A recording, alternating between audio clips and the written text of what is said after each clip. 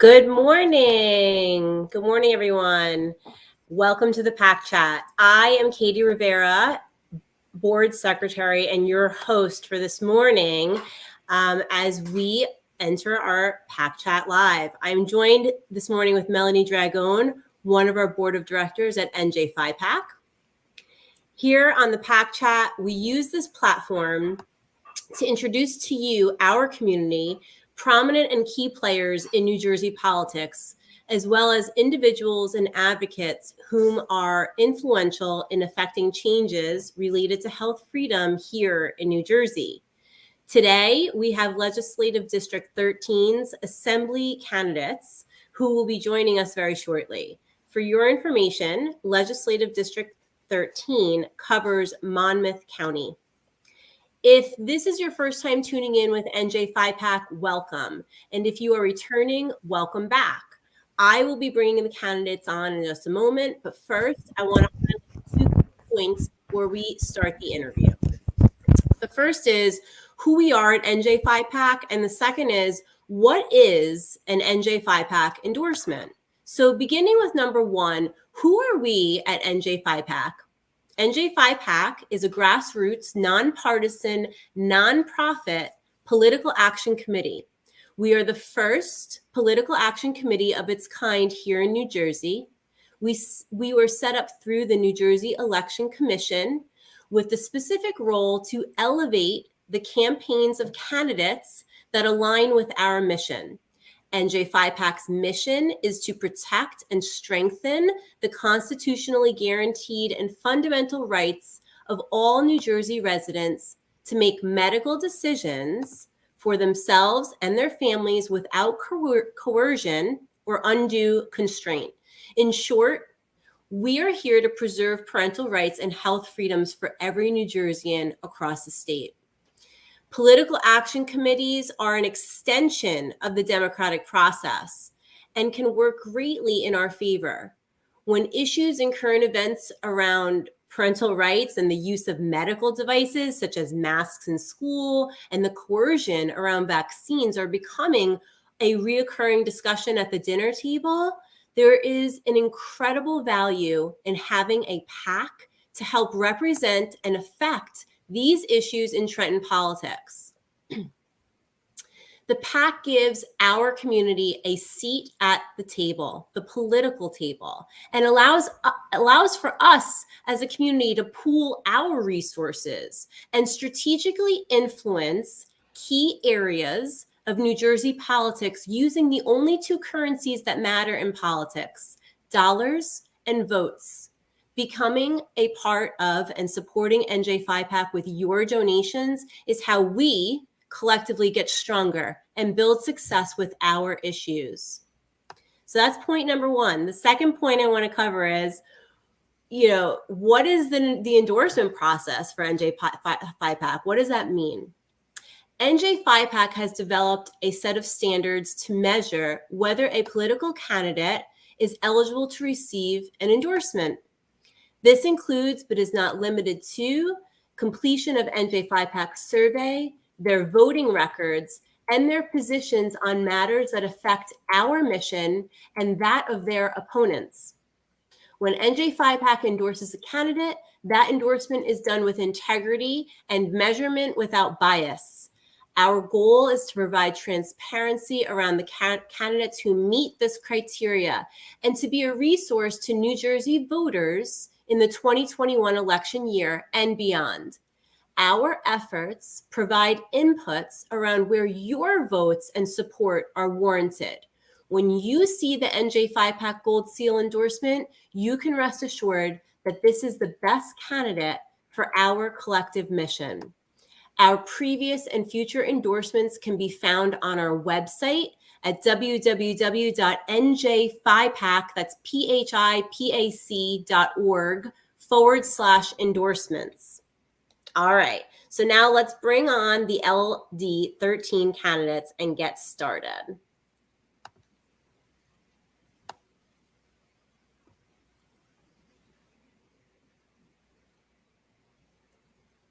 Whoops, let's see if we can adjust our We got to fit you guys in. Is that There better? we go. Yes.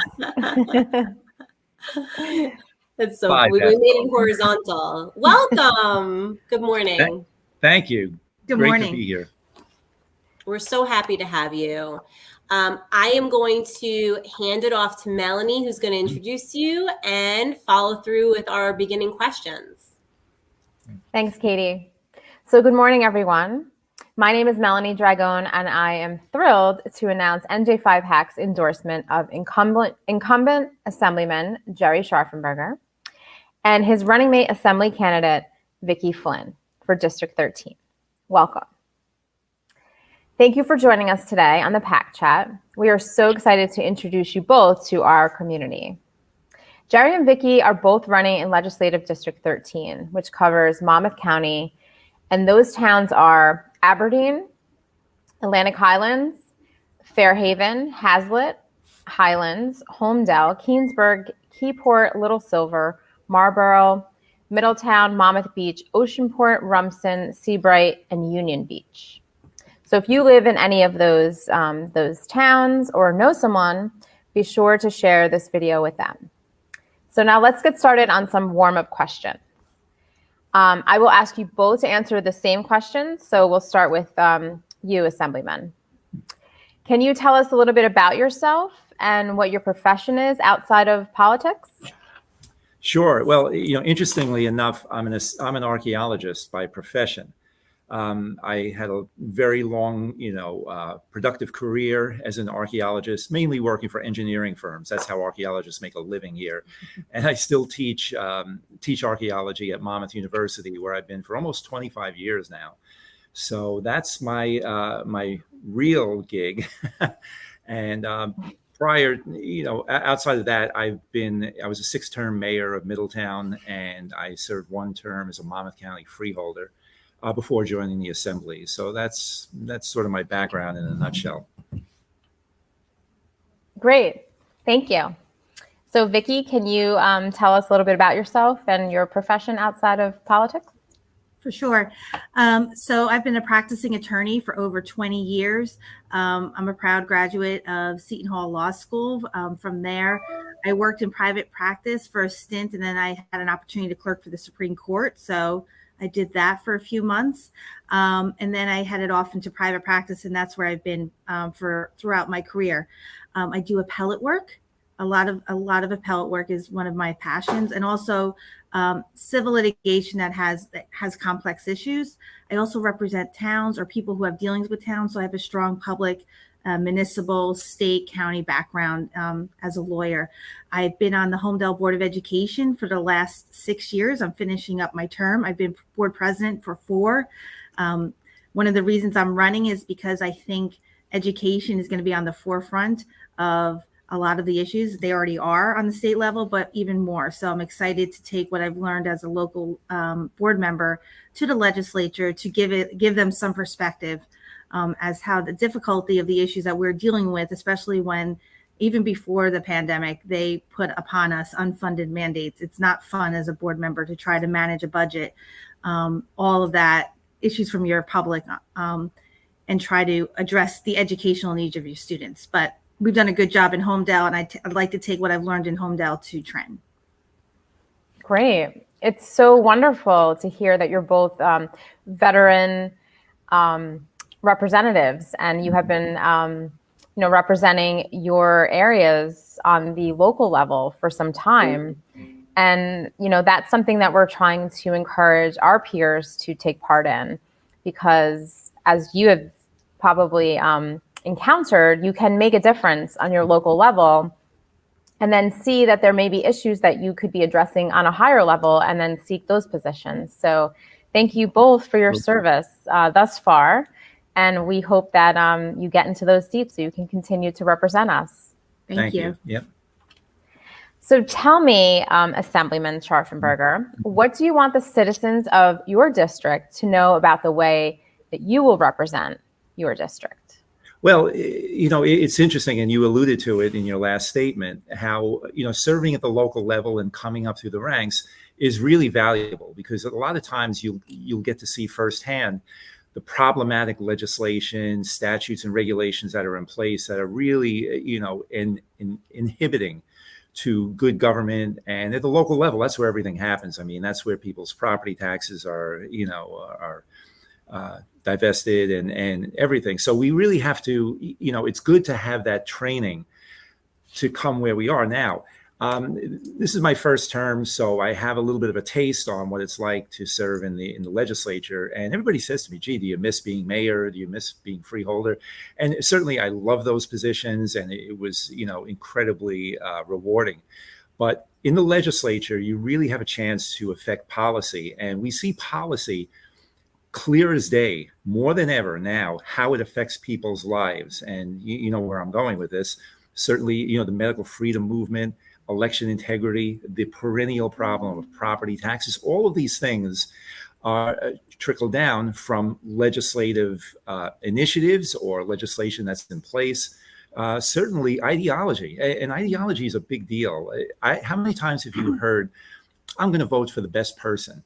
Well, if the best person is the nice guy that you'd like to have a beer with, he or she may not translate into the best policy person.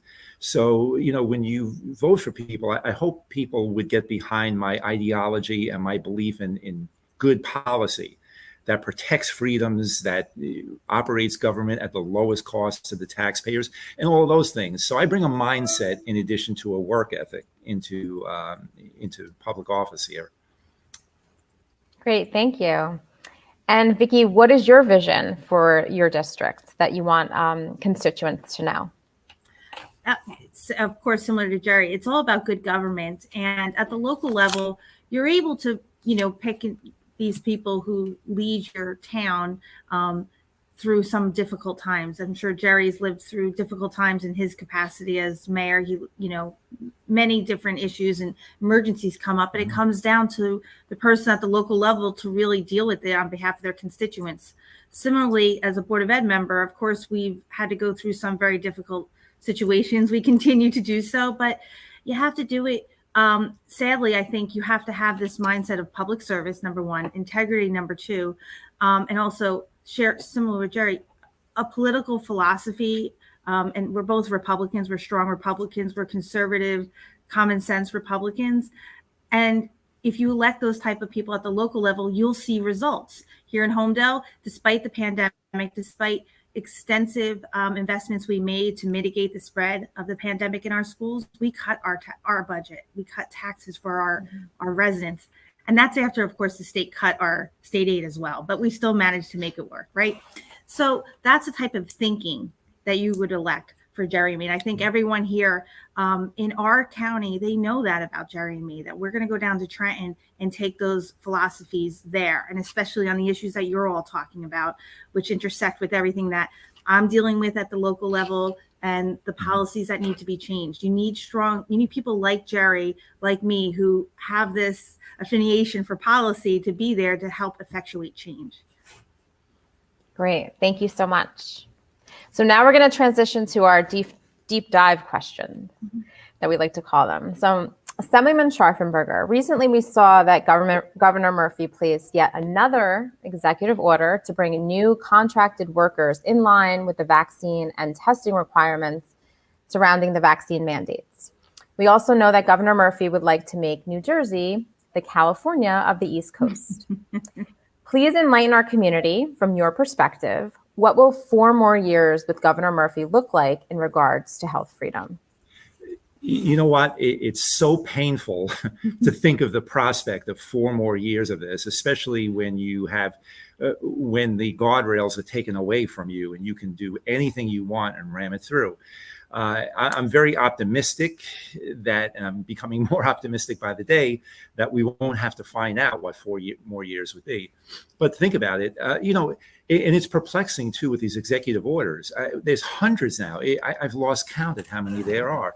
I was a co-sponsor along with my colleague Brian Bergen on the bill 4147 that would limit the governor's executive orders to 14 days, at which time it would go to the legislature for review. And if the legislature felt it was necessary, then they would keep it intact, but at least the legislature would be brought into the process a little bit. We're elected officials. We're elected by our constituents. We should have a say in this. It hasn't happened, and the majority party out in Trenton, every time it was brought to the floor, would vote to table it, and being so outnumbered, that's the process. So it should show everybody, number one, what can happen with one party rule, especially if that party is not in line with the majority of the feelings and wishes of the majority of the voters out there. But also, it just goes to show that we are at the mercy of the governor's philosophy on governing. And his, as you said, he wants to turn New Jersey into California. And you speak to anybody, and I speak to plenty of people who have either moved or are planning on moving from California, that it's chaotic out there. It's ideologically chaotic. And I don't think we want that here. They're taxed out of existence. Their unfunded liability for their pension system is beyond chaotic. So these are things that we should take a lesson and take heed from what's going on out there. We have an individual now who's promising to replicate that here on the East Coast, and we just can't bear it. People are not moving out of New Jersey because we don't have a state song. They're moving out because of the incredible property tax burden here, these endless mandates that are infringing on our freedoms more and more, Second Amendment, medical freedom, you name it. And these are heavy-duty problems that I don't see this governor as having any solutions to. In fact, he's pouring gas on an already out-of-control bonfire. Thank you. So, Vicki, recently, many New Jersey residents congregated at a rally in Trenton to say no to Governor Murphy's mandates. Easily 1,000 New Jersey residents made the trip for a multitude of reasons, but mostly to hear the plaintiffs in a lawsuit by Dana Weaver. The plaintiffs range from janitors to teachers to healthcare professionals who now left unemployed as a result of Governor Murphy's mandates. What can you say to these people whose lives have been altered due to these unfair mandates? That I support them. That's as simple as that. And with Gerry's help, we'll do what we can to put legislation in place to undo whatever Governor Murphy's trying to do by executive order. I am baffled that this has been allowed to continue. I just looked, as you were saying, what number we're up to, like 271. Normally, I've never seen a governor get that high in executive orders. And I think he's outpaced the amount of executive orders done for, raising, indicating that we're going to put a flag at half mast due to the death of someone extraordinary that deserves that on a statewide level. We cannot continue to be ruled by one person only. I've sat at board meetings where these board meetings are out of control because these board members are the feeding ground where these issues are being done, and they're coming to the board member to ask them for help. But Governor Murphy's turning around and saying, well, I'm going to sue that board if you try to help those parents. I don't know what state I'm living in or what country I'm living in where that's allowed. It's responded, and I let all of the parents come and talk as much as they can because, of course, I respect the First Amendment over most things. And it's a constitutional law thing of mine. But I explained to every single one of them. They're like, "What can we do?" I said, "Well, Governor Murphy has told me, and my voice doesn't matter. Your voice doesn't matter. No one else's voices here matter." Governor Murphy is basically running our boards of ed at this point. That cannot be allowed to continue. We need to return local control. This state stands for local control and home rule. We are not California. We are the state of New Jersey where local rule and home rule stands. And for him to try to do this by executive order must cease. As far as the one of my we have, I think, I don't have the final number, so don't hold me this, but I know there's 20% of our staff members in Homedale who are not vaccinated. We're not taking any action in our school to do anything and enforce a mandate on those people.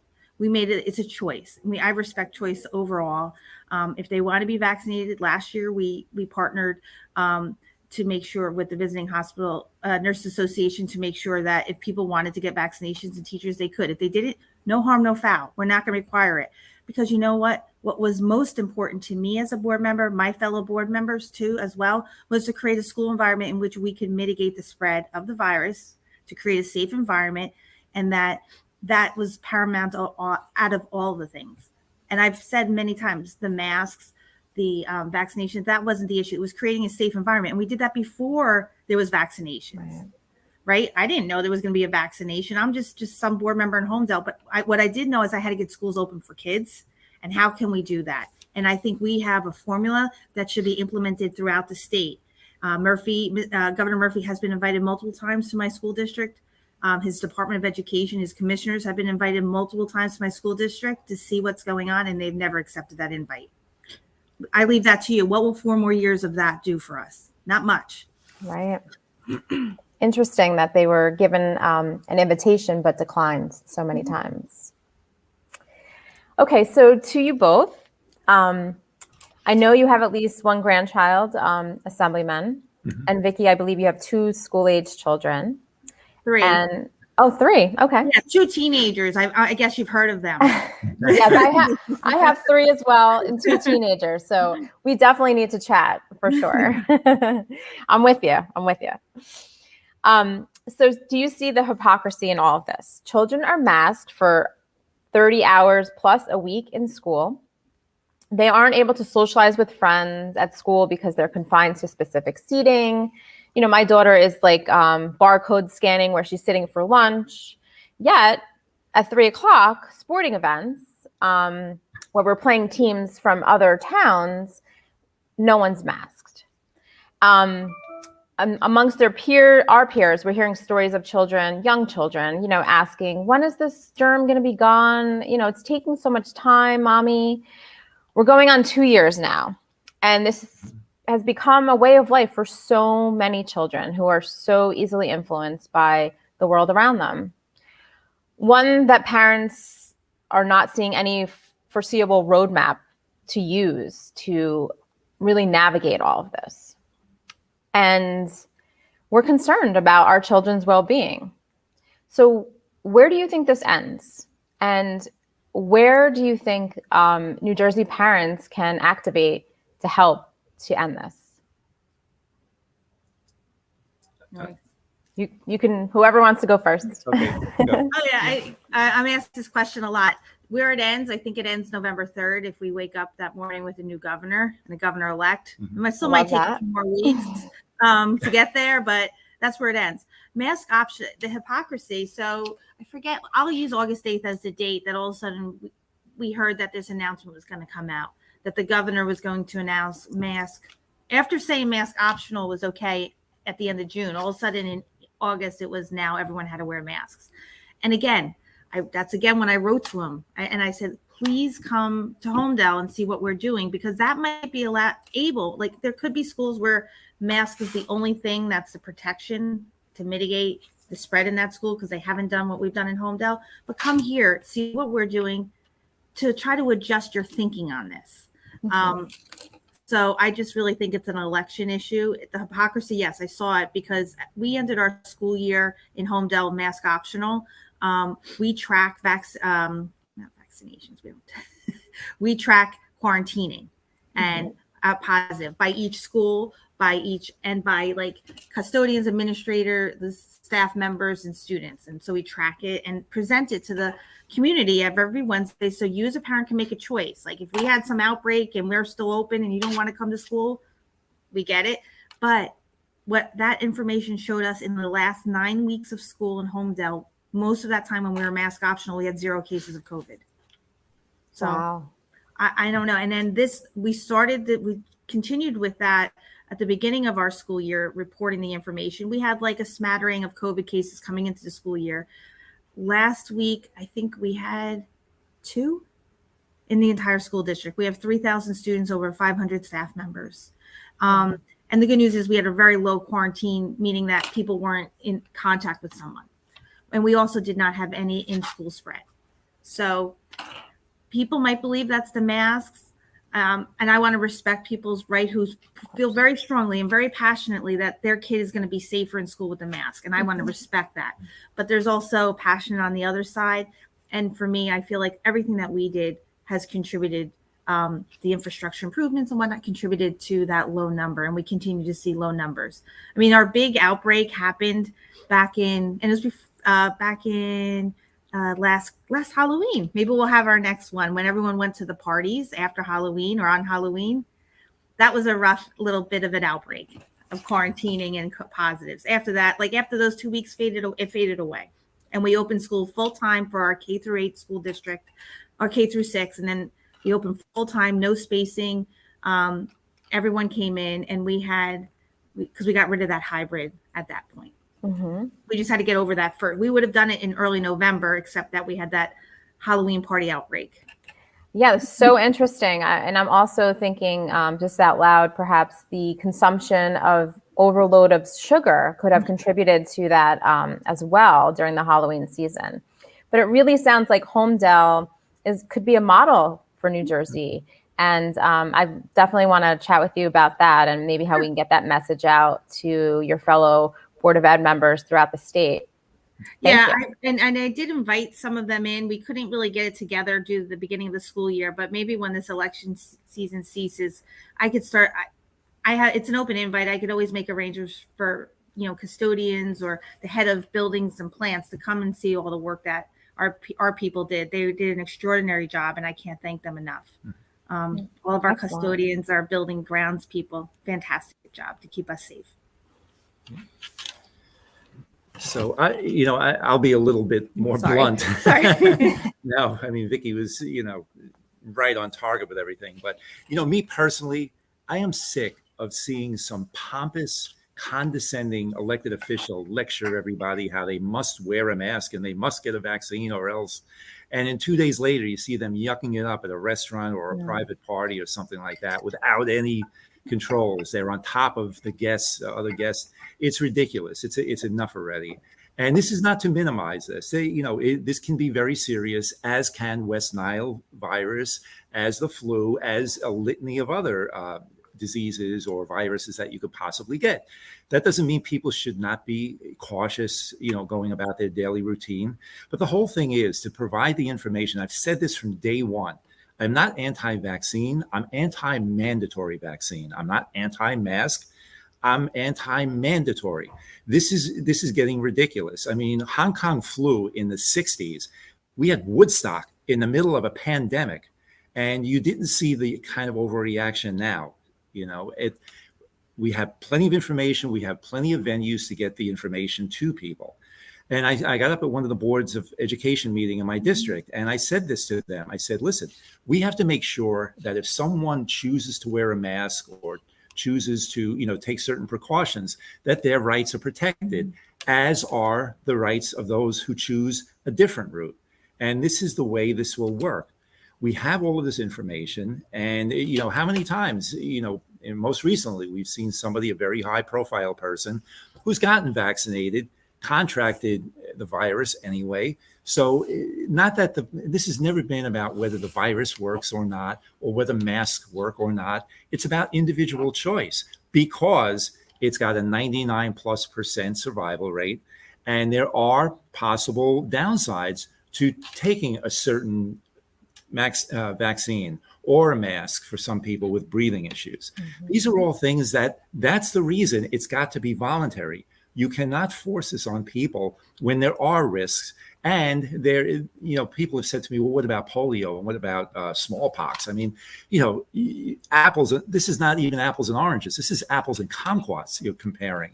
And, polio is fatal. It's crippling. That's a given. Totally different than a virus that has a 99% plus survival rate.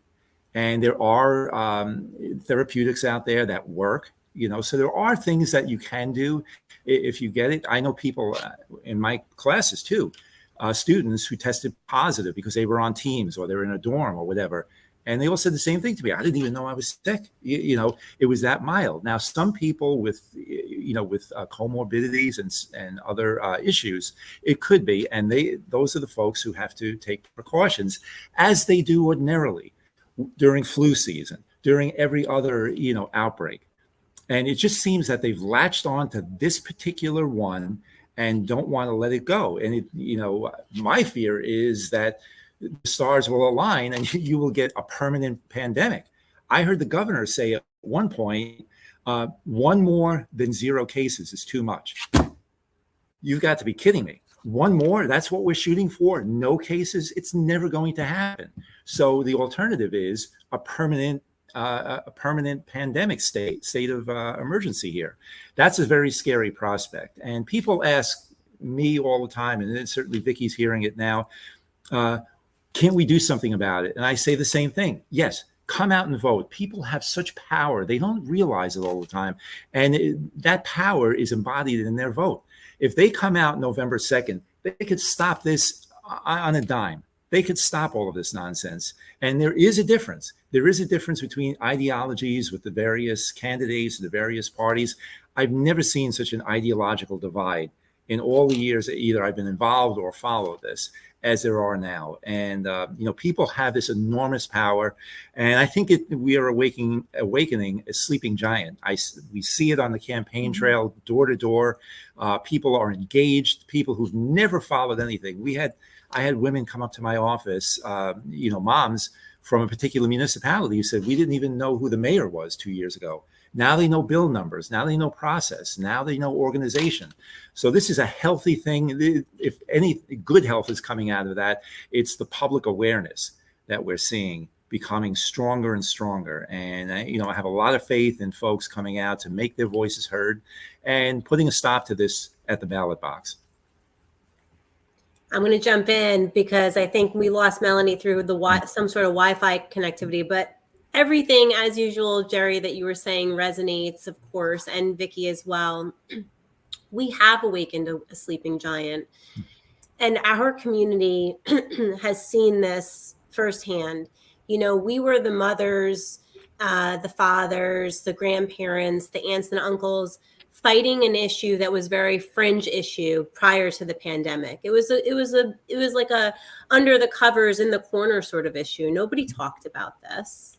Nobody even thought about this. Mm-hmm. And then the pandemic happened, and it's exactly what you said, Gerry. It was like a blessing because it woke up a sleeping giant. And the more they pushed, like right? The more people were pushed into that corner, they fought back, and we just saw exponential growth. And yeah, it doesn't always perfectly overlap, right? It doesn't mean that we all think 100% the same way. We're never going to, and that's okay. But it comes down to choice. It comes down to preserving that choice, exactly what you both have so beautifully articulated here. Right. And if we don't preserve that choice, understanding the slippery slope that leads us towards, right? We don't want to have hindsight on this. We want to have foresight on this, right? Because looking back and being like, oh, why didn't I see this sooner when we've already stripped rights away? It's a lot harder to get those rights back. Right now, it's like standing on the front line, as you've both said, right? And putting up that fight. And I thank both of you for being such a voice on this. And I love that you don't mince words, Gerry. I love that you concentrate out, because I think people really listen when you do that, right? It's no BS. This is the way it is. So thank you both for your answers on that question. I think we have Melanie back. Yes.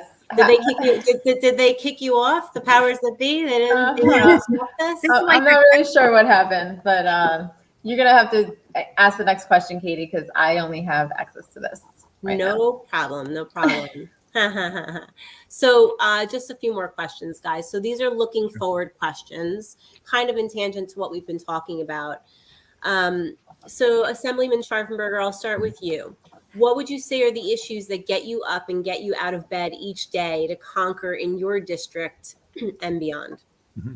Okay, I'm going to be a ball hog and give 5, if that's okay. And certainly the perennial problem in New Jersey is property taxes and taxes in general.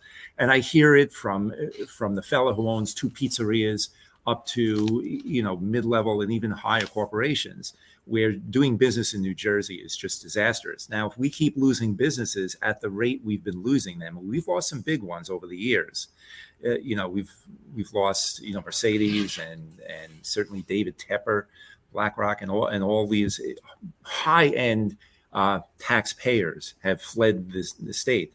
Now, what happens when that happens is they take their jobs usually with them if they own a company, and they also take their philanthropic giving.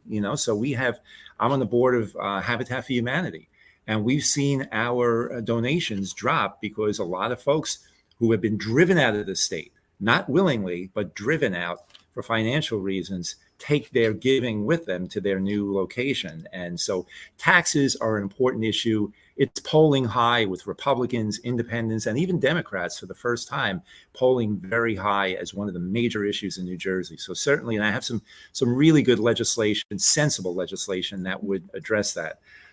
Certainly, election integrity, to me, everything else radiates out from that. I could take the outcome of any election if it's guaranteed that it's fair.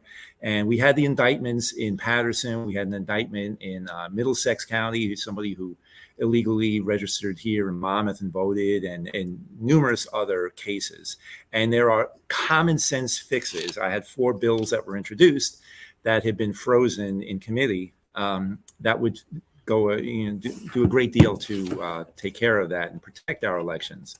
And it's hard to tell how much fraud is out there unless you have the stopgaps to really stop it. You really can't be sure. So, and it's all common sense stuff that's used all over the world. I mean, Ghana has had voter ID since 1945, yet the United States, a lot of places don't. So go figure. So election integrity, certainly medical freedom is a big issue. It comes right down to your personal freedoms, which is what we have a million war dead over our history fighting for. We have freedoms unlike anywhere else on the planet, and they're threatened when you infringe on medical freedom. Certainly education is a big deal. A lot of the ladies I spoke about before who came to see me were appalled at what they were seeing now that they were watching over their kids' shoulders what they're learning. I mean, anti-American stuff and, things that my take is, and I'm a bit of an educator, so I know from where I speak that we've morphed away so far from true academics. There are countries like Finland and Japan who are eating our academic lunch. This is ridiculous. We have to move back to what schools were founded on, to provide an education, to prepare them for college, students for college, and to provide for them to be able to make a living out in the work world. They're not going to do, with social engineering and this indoctrination that we've seen creep into the curricula over the years. So that's another very, very important thing. And, certainly things, basic rights like gun rights, very important in this state. We see them nibbling away. Gun violence is horrific. No question about it. But let's keep it where it belongs. The illegal guns. It's almost like somebody driving recklessly without a license and getting into an accident. You'll say, okay, I know what we'll do. We'll make it harder for people to get licenses. It just doesn't make any sense to go after the law-abiding citizen when the criminals are out there. Also, another thing, and I know I'm kind of rambling, and I'll make this the last one, that's very close to me now, and I'm working on legislation, is protecting children in violent situations, maybe where there are, domestic violent cases and in where they're going through a divorce or something like that.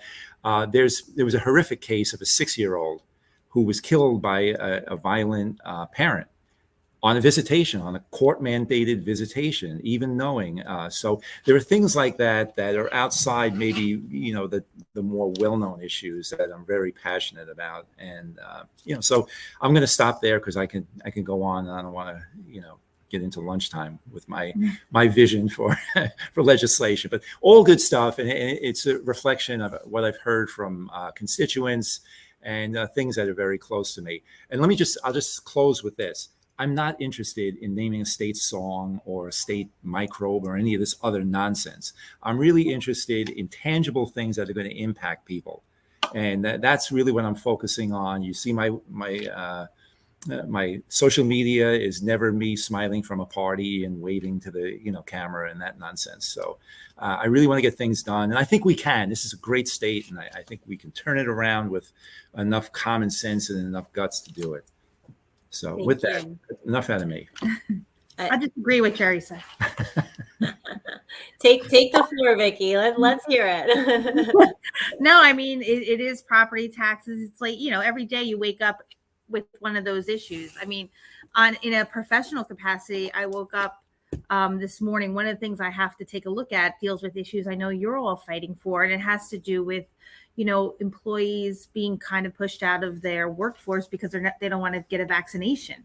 I have a client right now that's, it is harassment. The amount of questionnaires she has to fill out to justify her religious or medical exemption from having to be vaccinated.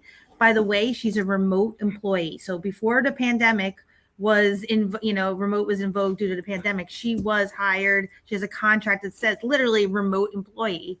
And yet her company wants her to be vaccinated. She's dealing with the religious and medical exemptions. That wakes me up every day and goes to bed at night. I'm reading up on all the information I can do to help her. So I'm dealing with, on a personal level, professional level, that issue right now.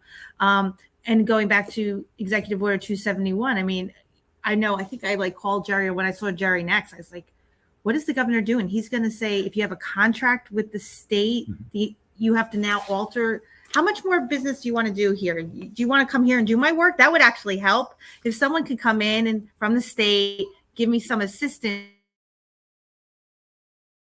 and help me my work, that would be tremendous. You don't need the state interfering with work policies like they are proposing to do under this executive order. And that kind of keeps me up at night because I've worked for law firms that have had contracts with the state. I've done it in a legal capacity. And the reasons I've been hired, my colleagues, very respectful, excellent attorneys have been hired, was to represent the state in tough litigation.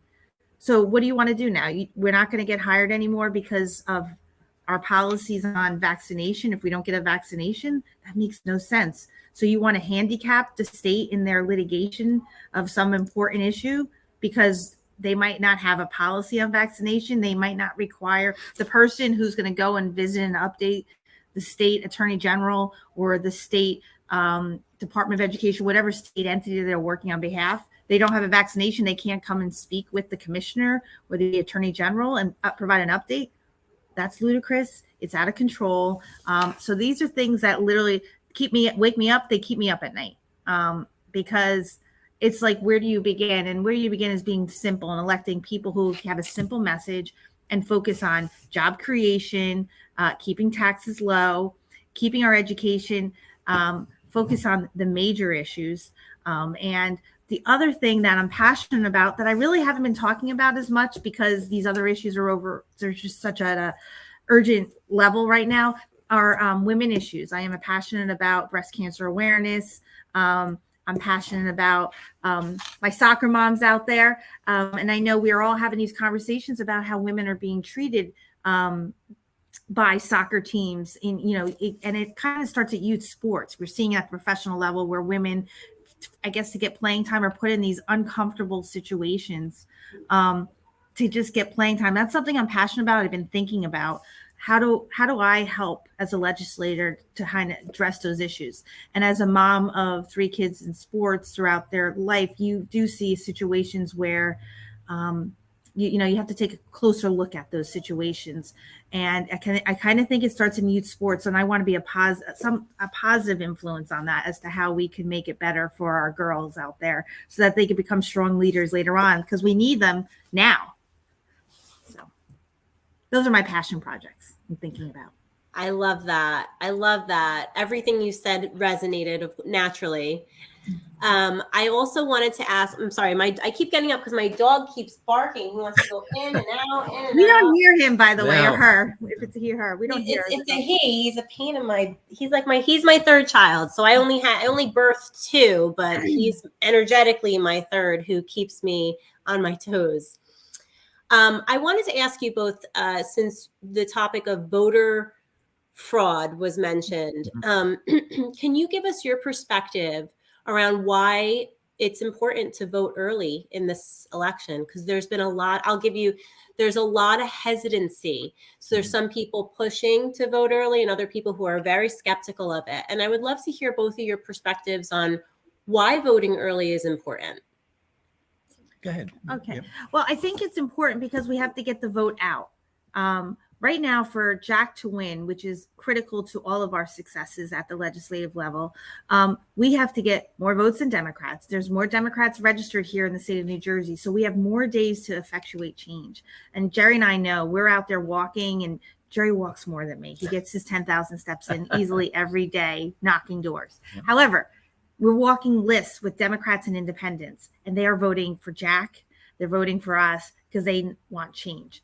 But it's incumbent upon all of us, and this is what we tell everyone, it's not a one-day event anymore where you're rushing home from work. You have to get out there and vote. And they created, I know here in Monmouth County, they've created the safest system possible to ensure the integrity of the system. So get out there, and we have every day on my Facebook page, I'm trying to remind people, today is election day, go out and vote. And we have to use all of these days to our fullest potential to get more votes out there so that Jack gets elected and Murphy doesn't. So, but voter integrity is very important to me. Gerry has bills that I would support on day one to ensure the integrity of all future elections so that everyone can rest assured that when they vote, their vote counts. And one last thing I'll share with you. It was an issue. I was invited to a birthday party. One of my friends is Filipino who had a lot of Filipino friends there, and they wanted to meet me. They were in LD11, LD13 families, lots of families. And voter integrity was their number one issue because they feel like they all moved here in the late 90s, early 2000s, became citizens, and they value the process that we have here. And they don't understand why we don't have the same controls that they had in their own country, over 20 years ago. So voter integrity is very important to our immigration, citizens here, citizens who emigrated here. It's very important to them that we do what we can to ensure that the voting system and the integrity associated with it is protected. So that's my perspective. Get out there and vote. Yeah, Vicki makes some excellent points. I have to be honest, I voted against this early voting. It's going to cost the taxpayers $80 million minimum. And we already had early voting. You can get a vote by mail ballot weeks in advance. So we already had it. Now, I guess the governor, thinks that there's some advantage to him to do this. That's the reason we don't have the mail-in ballots the way we did last year. It didn't work out the way they had hoped. And, I just want to reassure everybody, that was chaos. 2020. Yes. I got calls to my office from people who said, gee, my husband died 10 years ago. I just got a ballot for him. My kids moved to Massachusetts 25 years ago, and I just got ballots for them. I had a young lady who got married. She got a ballot under her maiden name and her married name. And, I had a woman, 94 years old. Her name was Marie. She got a ballot for Marie and Maria. Now, these are people who called and they're honest people, but what happens if somebody isn't so honest or falls into the wrong hands? And this is the problem with last year's that I saw where there was this massive send it out to everybody, regardless of how valid a voter they are. And, I think that's where the problem lies. Now, the good news is this year, and I've heard it from people, gee, well, I'm not sure. I think it's rigged and all that. That's ridiculous. Number one, you owe it to the million people who died and gave their life for you to vote, to go out, no matter what you think. You have to go out and vote. That's number one. Number two, there is enormous amount of eyes now on the election being brought in from around the country. I spoke with somebody who's in charge of it, and he does this all around the country. And I felt really good hearing some of the measures that they're taking to protect the integrity of the vote.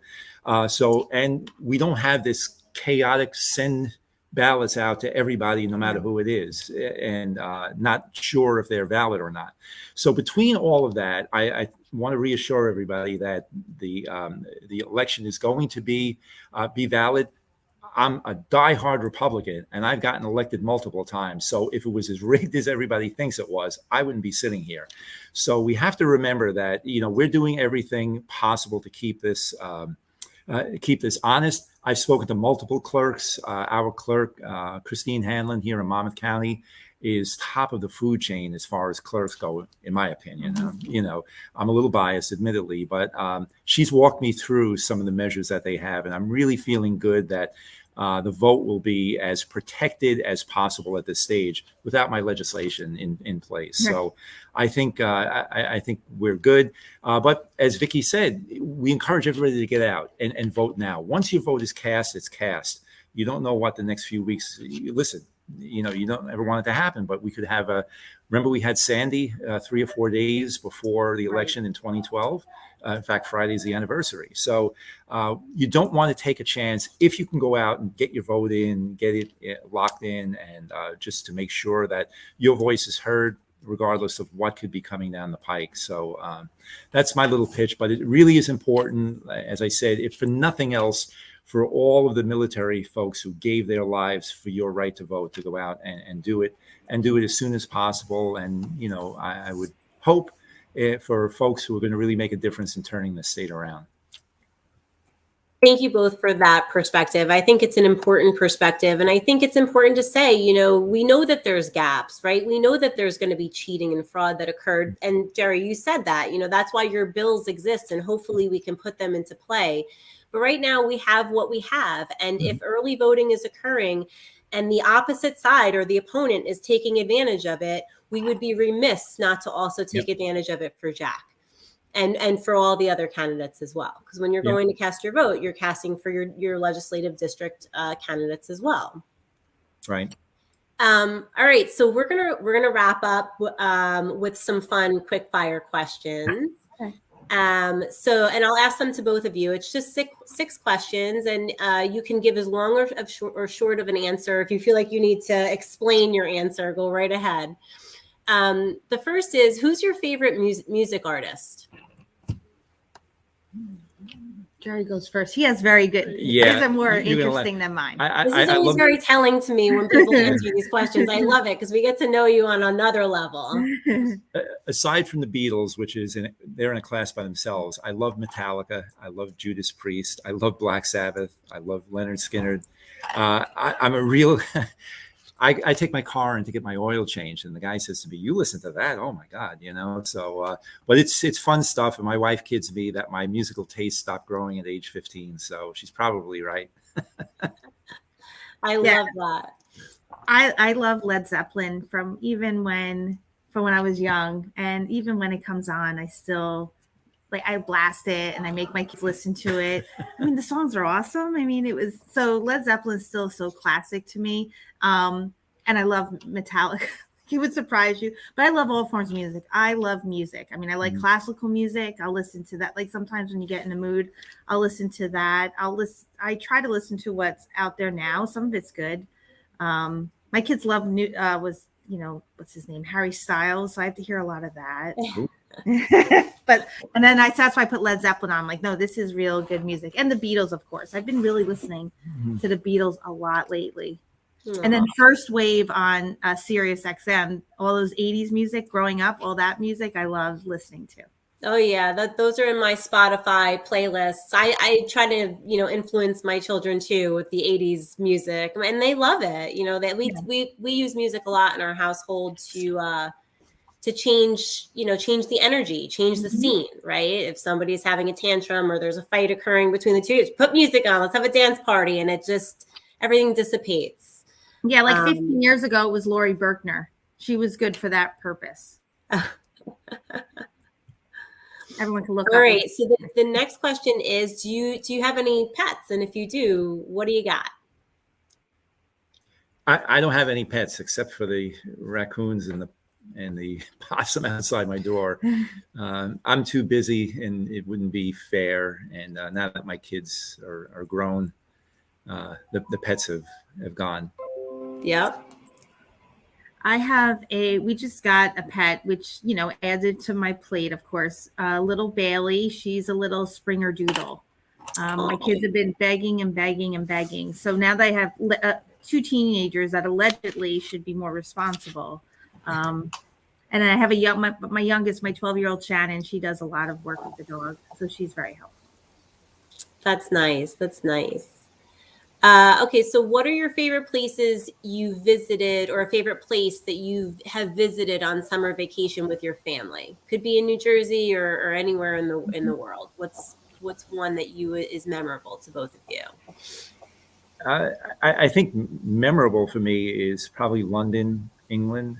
And from my professional side, the archaeologist in me, I gave a paper one time in York, England, at the University of York, and the building was built in 1410 or something like that. And you just sit as an American in amazement of the antiquity in England. So that was really memorable, in awe, to see Charles Darwin's gravestone in Westminster Abbey, and Charles Dickens as you're walking by a church in London. So that sort of thing is really interesting to me.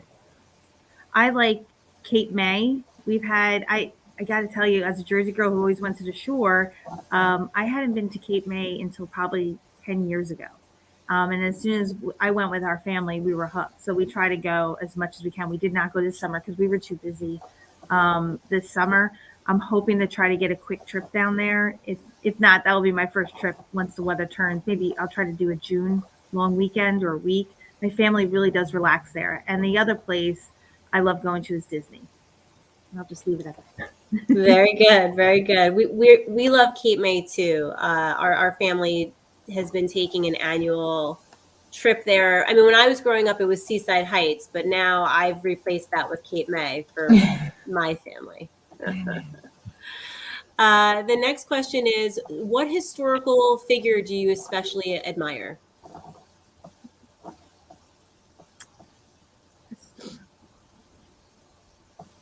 I'll let Vicki think, because I gotta think. I have his portrait, and I have a few quotes in my office from Thomas Jefferson. And you could put any one of the founding fathers in there. And you know what amazes me about this, and being in the high tech sort of age we live in now, you think of these guys, how educated they were, how erudite and how articulate they were, and how knowledgeable. Where Jefferson was an architect, he was president of University of Virginia, founder.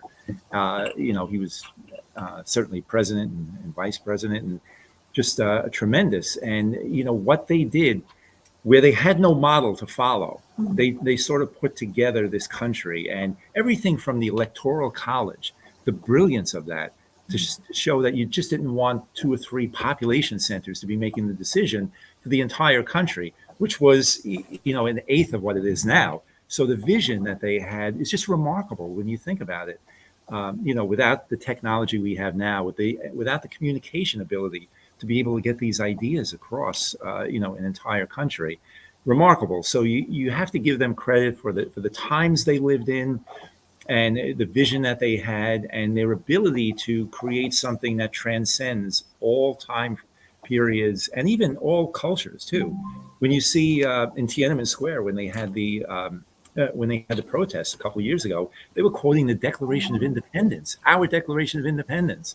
So they struck a nerve with across generational barriers, and certainly across geographic boundaries. So I'd have to say Thomas Jefferson / any one of the founding fathers. So one of the people that I guess impacted me most recently as a historical character is like Eliza Hamilton, right? All the Hamilton effect, and learning about our founding fathers and remembering in a different way what they've accomplished is pretty tremendous. But the fact that she did so much, and learning that she did so much to tell the story of all the founding fathers and respect them, it's someone I admire. But also, it's the historical figures I have to think about in the context of it all. And of course, Sandra Day O'Connor is someone who I, respect, aspire to. I mean, whenever you're having a tough time, you're having a tough time trying to balance everything as a lawyer, as a mom, as a wife, political, figure, like you're trying to do all these things. I reflect on a person like Sandra Day O'Connor who did that all and became the Supreme Court justice. So I aspire to be someone like that. And I kind of reflect on those people who've done it before me and say, my life's not that bad. So cut it out and just keep moving. Yep. Thank you. All right. So we have our last 2 questions. The next one is going to be, what is your favorite food? Chocolate. Sorry, I know you made the sugar comment earlier, and I was like, oh, but I love chocolate. And I love chocolate beans. too. We do Who doesn't too. like chocolate. I'm suspect of people who don't like chocolate. That's Yeah. weird. It's all about moderation, right? Yes, it is. It is. Me, pasta, lasagna, spaghetti, penne, vodka, anything with pasta. My mother used to kid around that she took the wrong kid home from the hospital. A guy named Tom who loves Italian food the way I do. It's legend around Monmouth County, but that's my favorite. I have to admit it. Is that from your Brooklyn upbringing, Jerry? It is. It is. And I'm happy to report there are some good pizzerias down here in Monmouth County in New Jersey. Yeah. So it is good. I feel like growing up, I had pasta 6 days a week as we were Italian. My parents are Italian. And then the other day of the week was probably Chinese takeout or something like that. Lots of pasta. Yeah.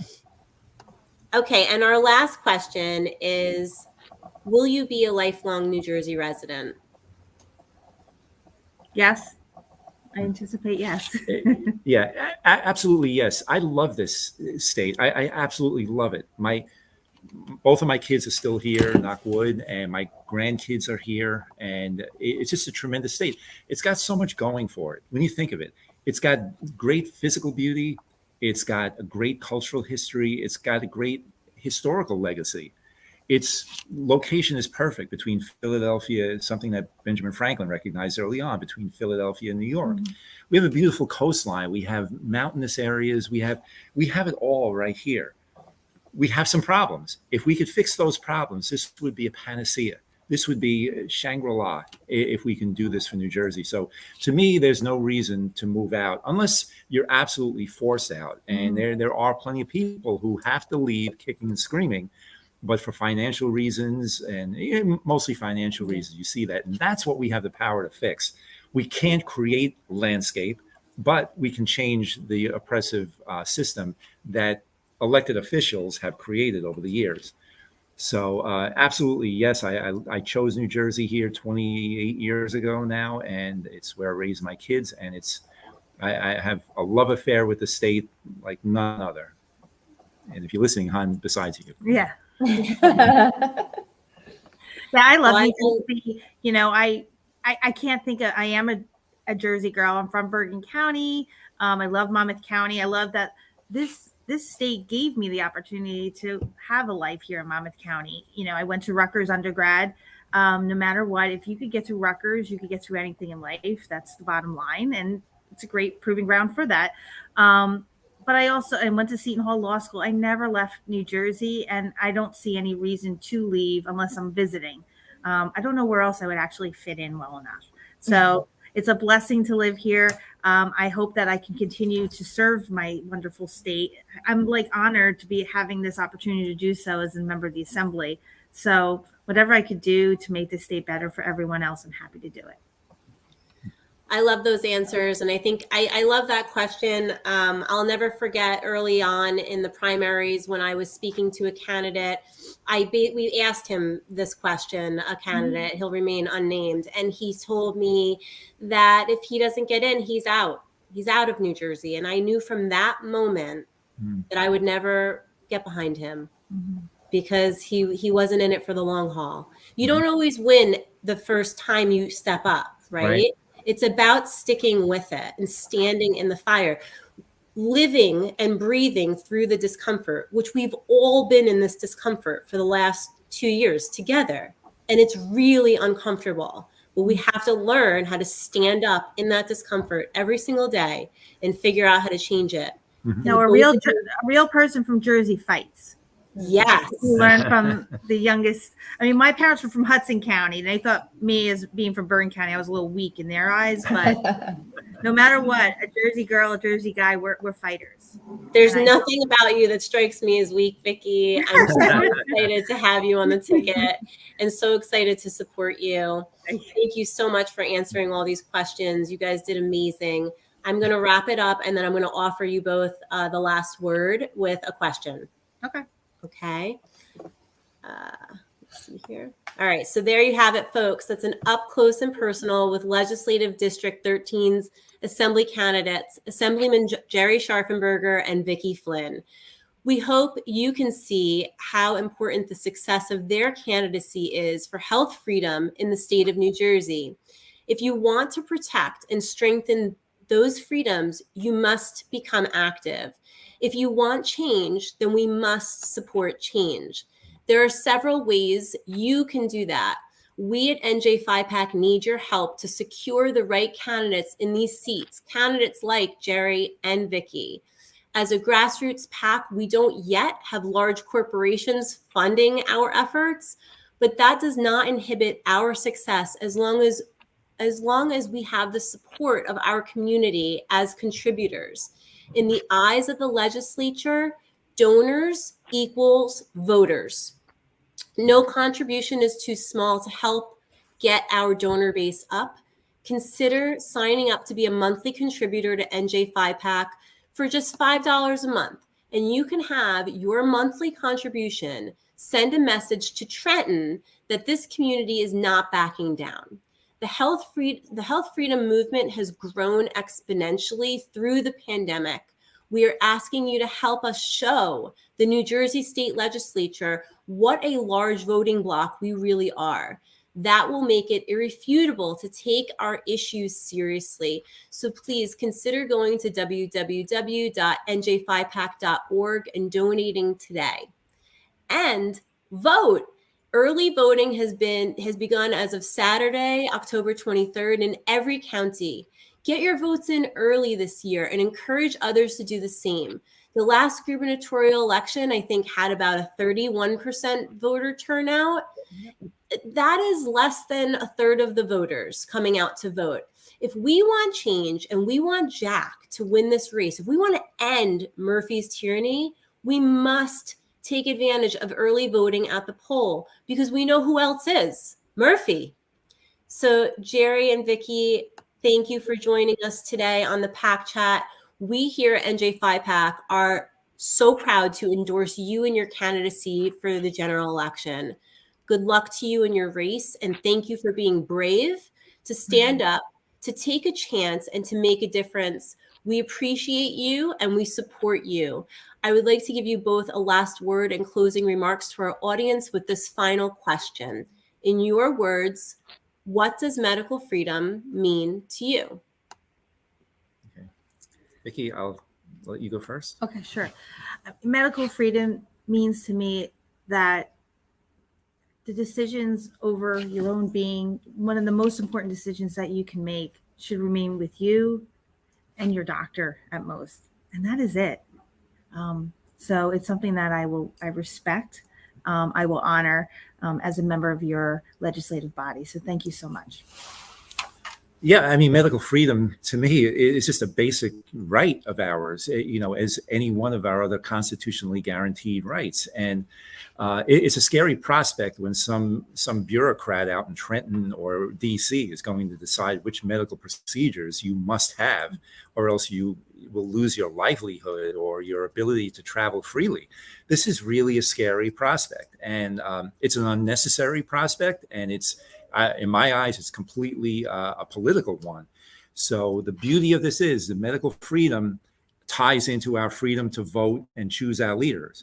So if we want to protect one, we will take advantage of the other and vote for people who respect our freedoms, respect our intelligence to make basic human decisions about ours and our families and our general well-being. So medical freedom is a basic right that cannot be infringed upon. And I'm very hopeful. I think we see, the tide turning a little bit.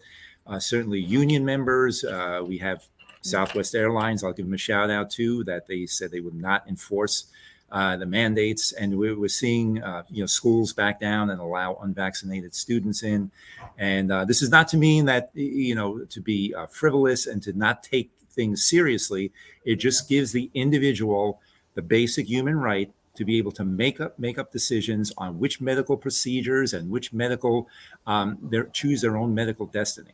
And that cannot be compromised in any way, shape, or form. And I think Vicki and I are right at the top of the list of those who are going to fight to the death for it. There's no doubt. Thank you so much. We wish you so much luck in your election, and we look forward to having you in the legislature. Thank you. Thank you. And let me just finish off and say thank you for everything you do. In fact, I'm just a little cog in the wheel. It's you guys that are really making the difference. And I really appreciate all the support you've given me. Every time I would introduce a bill, you were always right on top of it, getting the word out. So, it's been a great partnership, and, the hope of God that we're going to continue that partnership for another 2 years at least. We absolutely are. Yes. Thank you. Thank you. Have a great day. Bye-bye, everybody. Okay. Bye. Take care. Bye-bye. I always thought I would vote for Phil Murphy. I believed that my family would be kept safe. I trusted that he would honor my choice when it comes to my body. I trusted that the small business my immigrant parents opened 40 years ago would be protected and thrive under his leadership. I believed his public health policies would be educational and progressive. I never thought that as a nurse I would be forced to do something against my beliefs or face termination. I trusted that he would be transparent and forthcoming with the data that drives his policies. I want to see his science and data. We've been asking for that since last March. There is none.